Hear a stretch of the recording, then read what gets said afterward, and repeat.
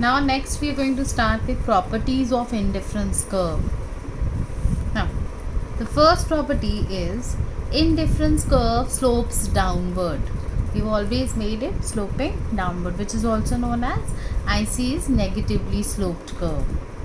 Now the explanation which you'll write in this is that anything in economics or anywhere, if is sloping downward, it always means the same, that for increase of one, the other has to be sacrificed.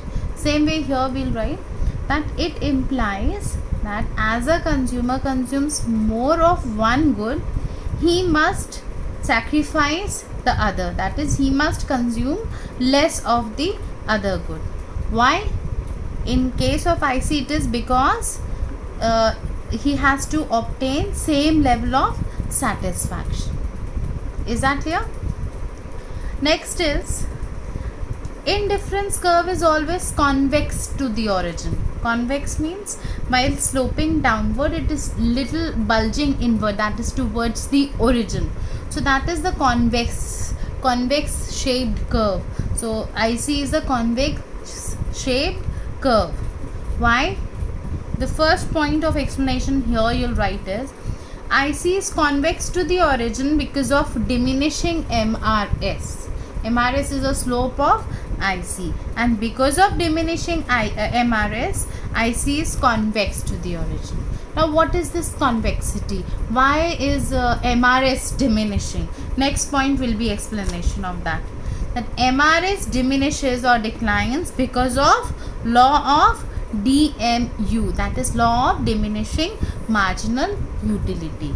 And you'll write the law also, that as consumer consumes more and more of apple, say for example one good, that is apple, his MU for apple falls, thus he will give up less and less of the other good, that is banana, for one more of apple. Is that clear? The same we have discussed while discussing the concept of MRS, the same example. Next property of IC is higher IC represents higher level of satisfaction. Now higher IC represents large bundle of goods, which means more utility because of monotonic preference. I've discussed monotonic preference also with you and I've written it here again. That monotonic preference means that a rational consumer always prefers more of a commodity as it offers him higher level of satisfaction. So more of a commodity, higher level of satisfaction, that means higher the IC, higher is the level of satisfaction. How? I have explained it with the help of example also here. Now let O represent oranges and B represent bananas. Now if there are two bundles, first is 5 orange and 2 bananas, and second bundle is 5 oranges and 3 bananas. So I'll represent this on the given graph, that is x-axis shows bananas. These are the gaining commodities, as you can see 2 to 3, and y-axis basically shows oranges here. Now 5 oranges and 2 bananas will strike a combination, say A here. Now here you're going to make one IC and give it a name IC1. Now the other combination, thus the next bundle shows 5 oranges and 3 bananas. So this combination is going to strike here, giving it name B. You will make another IC, that is IC2. Now which is the higher IC? That is IC2 representing the combination B. Are you understanding? Now instead of B you can take any other combination, say P you have taken here.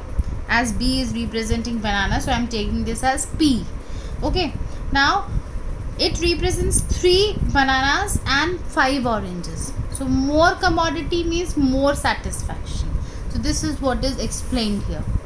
Higher IC will always show you that more commodities are consumed, and those commodities as per monotonic preference will give more satisfaction to the consumer. Now the fourth and the last property of indifference curve is that indifference curves never intersect each other. Two indifference curves will never intersect. Now say for example they are intersecting. Through diagram I'll explain you this. X axis shows good x, y axis shows good y. Now you made one IC, that is IC1. Another IC is intersecting the previous one, that is IC2. They both are intersecting at point A, and rest of the points are marked 2 more points on the ICs, that is point B and point C. So as the two ICs cannot represent the same level of satisfaction, they cannot intersect each other. Now you can see that point A and point B lie on IC1, which shows same level of satisfaction. And same way the other IC, IC2 also represent point A and point C. So on one given IC, you know that all the combinations show same level of satisfaction. So how is it possible that B and C are showing different combinations and A is showing the same combination? This is not possible. So it's illogical. So that is why two ICs can never intersect each other. They'll go against every rule, which is not practical. Is that clear? Are all the 4 properties of IC clear to you? Thank you.